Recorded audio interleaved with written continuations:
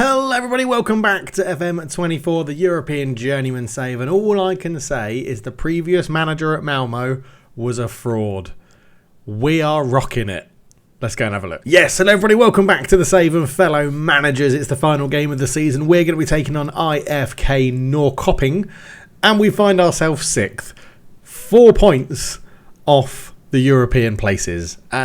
We have absolutely smashed the rest of the season with Malmo. We had 10 games to go. We've played 9 of them in the league. We've lost 1 and won 8. So it's been ridiculous. We've turned it around from a -5 goal difference to a +12 goal difference.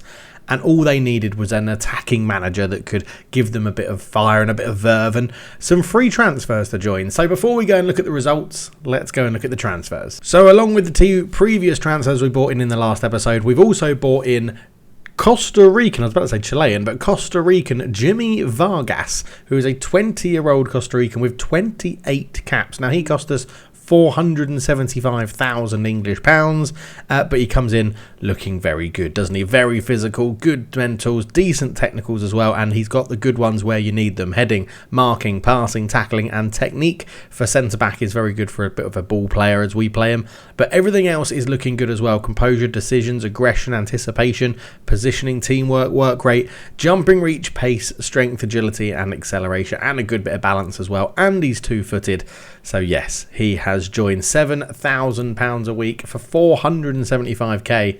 I think it was a bargain. 6 games played this year, 7.10. He has been absolutely ridiculous. Next up, and one of which will probably be a big influx of Belgians between now and the start of next season, is 21-year-old striker Jeremy Andre, who looks insane. He has finishing 18, anticipation 16, balance 16. 3 very good attributes for a striker. Composure 14, jumping reach 14, acceleration 15, pace 12, stamina 13. He's 6'5", he's 2-footed. He's got great off the ball, great work rate, great heading. He's really good. And he cost us nothing because he was on an amateur contract at RU Tabuzi Brain. He has scored 4 goals in 8 games and it has a 6.91 rating. He is leading our line very well. Something that has pissed off Daniel Gudjonsson, but I don't mind because Jeremy Andre is very, very good, to be honest. Yes, 21 years old, a free transfer. He has got a minimum fee release clause in his contract. They all do that are joining to sign in Sweden. But he is really, really good. Belgium amateur contracts. If you're not looking at those in your game, definitely go and do it. And this is why you should go and do it, because we found another one. Kevin Andre. I'd like to think they're brothers with very, very different haircuts. This guy has a big ginger flowing red hair.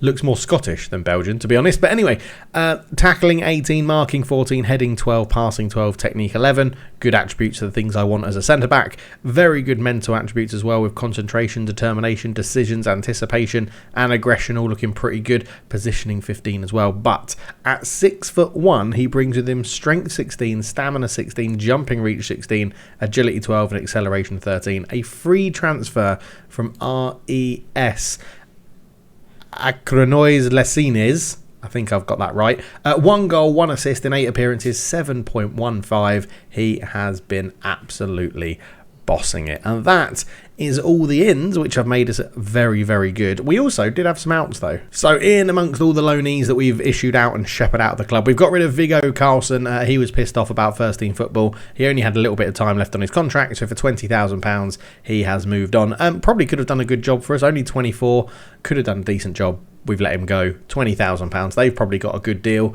Not too much potential. He'll do well for his new club, FK Spartak Subotica. The second biggest sale of the window was Kenan Buzaldzic, who I was pretty happy to get rid of. He was nowhere near our starting team because of his poor technicals. He was moaning a lot that he wasn't getting game time, and he only had a year and a half left on his contract. So to get £400,000 for him, I thought was pretty good. So he's moved to Croatia to go and play for Rudez, and he's good mentally and physically, but was lacking a little bit for us. So £400,000 he goes to join Rudez in the top league of Croatia, but yeah, we're not going to miss him. Next up was Mubrak Nur, which is a player that I didn't even know was at the club, so I'm pretty sure you didn't even know was at the club. £19,000 he's left to go to Malmo. He had less than 6 months on his contract, so we were more than happy to ship him off for someone that really is way below the standard of player we're aiming to bring in, is already at the club, and we don't want at the club. So yeah, he has gone. 1.5 star current ability, 1.5 potential, 29 years old. He has gone. And then joining Cesc Budevic is Matthias Adolfsson, which was an interesting one because he probably could have played a bit of football for us, but wanted to leave, didn't have long on his contract, and we got £500,000 for him. Unfortunately, we have now lost our tallest, best jumping centre-back. Not best heading, but best jumping. 6'6", jumping reach 16, strength 16. He did have good physicals, good mentals. Technicals were a little bit weak, but again, had them where you need them as a centre-back, which was heading, marking and tackling. But we cashed in because we knew we were going to be bringing in some other centre-backs, which we've done, who are better. And yeah, that is it. So that's all the outs, with a couple of loans in there that we haven't gone through either, but we are making moves in the window, which I was very happy with, and that's got us to this point now, the end of the season. Let's go and look at the results. So our first game together was the 1-0 win over IF Elfsborg, which was very nice. We followed that with a 3-1 win in the cup, putting us through nicely, even though new left back Stanescu got sent off. A 5-0 win over Degerforders was incredible, with Sebastian Jorgensen scoring a hat-trick from the right wing in that one. IK Sirius, we beat them 4-1. Daniel Gudjonsson getting a brace. He was probably the player of the match, having a good game up front. Halmstad was a wonderful game, 4-3, with most of our goals coming in the first half. We only scored one in the second half, but a very entertaining game. Kevin Andre scored an own goal in that one, the new signing. Then we took on Jagoudens, a 2-0 loss, which wasn't too bad because our central midfielder got sent off after, within 30 minutes. We held out for 10 minutes longer, but then they got a second one in the second half in the 69th minute, lads. We then took on IK Brompajikana, 5-4 this one, in an absolutely crazy game where all the goals were scored within about an hour. The latest goal was scored in the 63rd minute. It was incredible. But goals for Jeremy Andre, Rida Amor as well. Lovely stuff from our new signings. A 3-0 win over IFK Gothenburg for Jeremy Andre getting another one. Rida Amor scoring a wonderful free kick in that game as well. Was really good. Malmo F.F. then put to the sword 3-1.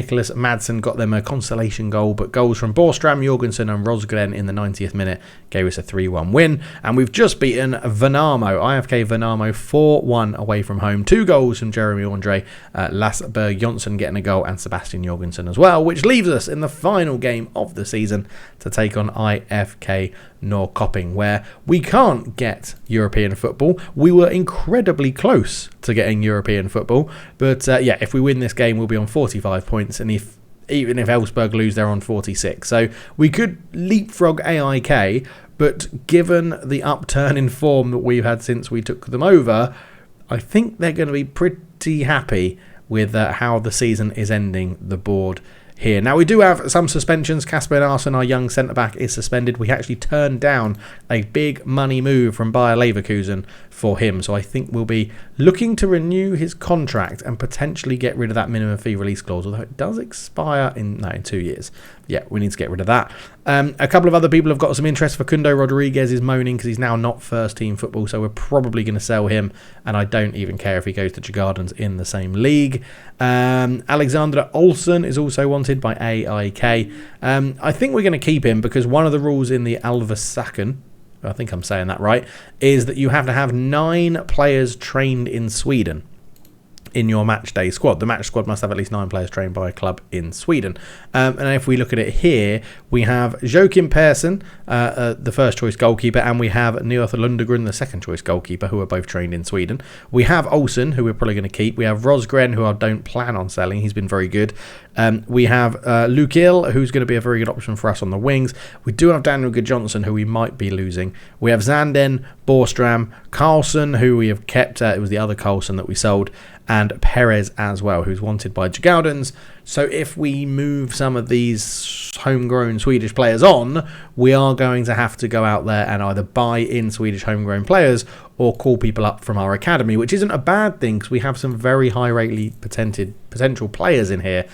But we have to be aware that players that we sign, we at least need to have 9 Swedish players on the bench, basically, which when 2 of your Swedish players are your goalkeepers are going to be pretty tough because I've already agreed a deal to bring in a new goalkeeper who isn't Swedish. But we'll introduce all of those in the transfer episode at the start of next season, which may be a little way away because I think I've run out of time to record videos as I wanted them to do. Damn work getting in the way. But I fly to the UK tomorrow for 2 weeks, and I'm only just recording the end of this season now, so I don't think I'm going to be able to record enough videos to stagger them out, but I'll see what I can do. In the meantime, why not go and rewatch the Youth Academy Challenge videos, or go and watch the second channel and look at F1 Manager on there as well. All is good entertainment, if you ask me. But yes, anyway, we are here for the final game of the season to take on IFK Norrkoping, where we could finish as high as 5th. We could finish as low as, 10th actually, if everyone wins and we lose. But hopefully that isn't going to be the case. Now, as I said, we do have just a couple of players missing, Enarsson and Berg Jonsson in there as well, but it shouldn't be the end of the world. Although saying that, we are lacking a little bit in central midfielders. So I think we're going to put Rodriguez in there for what could potentially be his last game at the club. Jimmy Vargas is going to start at the back as well. And Arsene can come off for Perez. He can go onto the bench. 1, 2, 3, 4, 5, 6, 7, 8, 9. All the substitutes are filled. Andre starts up front. Amor in behind, by the way, has been a revelation of a signing. Now, we knew he was going to be good, but I didn't think he would be 3 assists, 2 goals and a 7.5 in his first 7 games good. Like, we knew he would get assists, but 3 assists in 7 games is very, very good, especially when they don't really know the system or the club or speak the language. So they're only going to get better as they are at this club longer. Oh, the kits! Right, so for some reason, the kits weren't loading on the My Club page, but they seem to be loading in-game. So hopefully we can have a little look, because you can see them there hanging up. So I think the 3D kits are working. We are sponsored by that Swedish top tier brand of Absolute Vodka.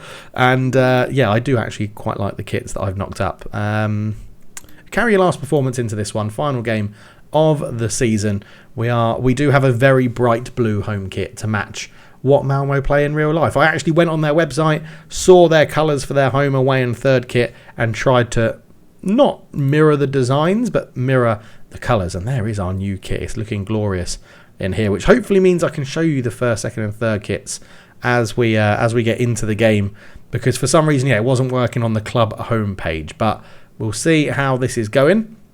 And at the moment, 0-0. Not much is happening at all. But we do. We're too quick, or I've been playing it off camera. Let's just knock that down too. This is Hansen comes forward from the left-hand side, cuts it back. Stanescu, Rosengren, Jorgensen, good save from Bennigsen in goal. I will admit, Sweden probably has less names I can mess up.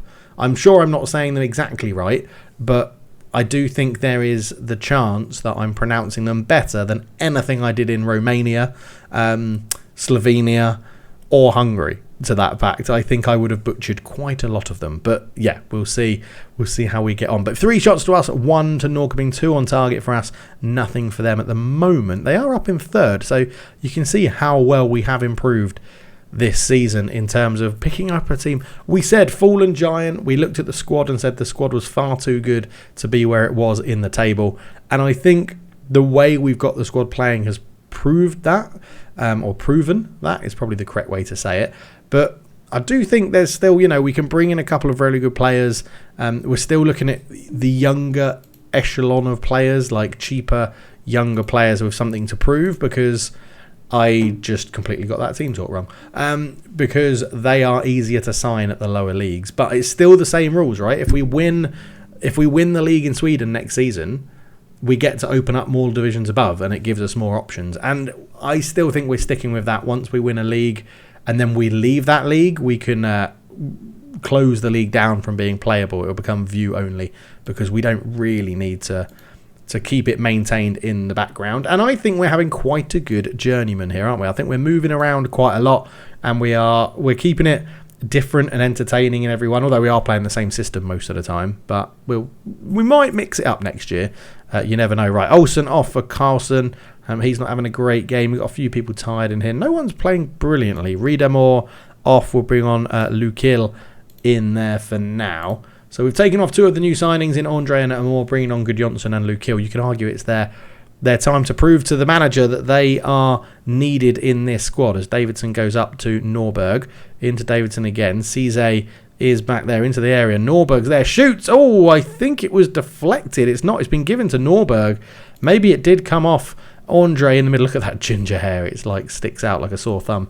But Norberg into Davidson, into Cisse. Cisse just turned it back. It's good football. It's good football from Norrkoping. Did it go through? Did it touch someone? Not 100% sure. So we are 1-0 down, which isn't ideal. So we don't want you to do anything on the ball, please. Axelson, you can absolutely sod off. Davidson can be tackled hard. You can be tackled hard. And Hugh Janssen, as the more advanced one, can be tackled hard. And we're going to go to attacking. And we are going to make a few more changes. Jorgensen can come off from Stoikers, and then we'll put Lukil over to the right-hand side. Facundo Rodriguez, I thought maybe a problem in there. Not playing brilliantly. Let's move Andre up, and then we'll do Perez on in midfield. All of our in defence, all of our subs done. 66 minutes gone. 20 minutes to go. I could shout. Should we shout at them? I know I said I don't want to use shouts, but I feel like we can shout at them and berate them. I feel like if you're going to shout, if you're going to use a shout, use the one that you're really angry about and get them all berated. But so I think going into next season, there's going to be a transition of this squad where we do sell probably a few players, just trying to keep the homegrown ones around. We'll see who we can call up from the youth team, what we can do with that. But it is going to be, even though it looks like we're going to lose the last game of the season, it is going to be a successful season at Malmo. We've got them from bottom of the table to what looks like it's going to be finishing 8th. And even then, if we had won our game, we would have actually been 5th. So there you go. If we had won this final game, we would have been 5th, which is going to really annoy me if the way the cup is done means that a Europa League or European spot goes down to the league places, because then we would have been in Europe in our first season after taking over at bottom, which would have been amazing. But it is what it is. We are in 8th. The Swedish Cup isn't done yet. I don't know how that really works. But it is, unfortunately, I pick up our worst ever finish in the Allsvenskan, which is a little bit irritating, but we did take them over when they were bottom. So the board should be relatively happy, I want to say. Yeah, look, the kits don't appear here for some reason, but they did appear in game, which is a bit interesting. But Club Vision, so work within the wage budget they're happy with. Be competitive, that wasn't us. Finishing the mid-table, they've passed that and reached the latter stages of the Svenska Cupen, of which we did win our first game. But okay, we're going to have a draw. So the first round was there. Second round has been done. I'm sort of like, how do we... Like, do they have the fixtures for... It's going to be drawn on the 27th, but it doesn't say when the fixtures are. I sort of want to... Let's have a look. Let's have a look at the club. Let's go into schedule. Last year, I'm going to assume they got through the Conference League. They won in the second round, and then what? It just didn't happen? The cup just didn't happen, or does it start the season? Oh, okay, so then you go into a group stage of the cup to start. It's a bit like Scotland. You have the cup group stages first. Okay, right. I don't know if Scotland still does that, but I remember they used to. Okay, so we're going to go into a group stage of the cup to start the season next season. I've said season a lot there. But anyway, there we go. That is the end of our first stint at Malmo. The first 10 games of a season, and we climbed the table quite impressively as we took them from bottom to 8th with a potential of finishing 5th. Just lost that game to Norrkoping, who then qualify for the Conference League on 50 points, and Djurgårdens win it by 2 points. So you've got to think that if we get off to a positive start next season, we could be wrapping up another league title as part of our journeyman career. But thank you so much for watching. I'll desperately try and get a few more videos out before I go, but I can't promise anything. So if you don't see me and have a video in 2 weeks, I am alive, I am fine, I'm just in the UK. I'll be in the Discord, I'll be on X and Twitter, and I'll be commenting on YouTube videos and things, and replying to comments and things like that. So thank you all very much for the support. The 10,000 subs is absolutely incredible. I'm delighted to get it just before I go back to the UK. It's probably the time I'll tell a lot of my friends in the UK that I actually have a YouTube channel, because I don't think many of them know. But I feel like going back and be like, hey, I've got a YouTube channel, it's got 10,000 subscribers, is quite an achievement. But anyway, thank you so much for watching. I'll catch you in the next one. Cheers.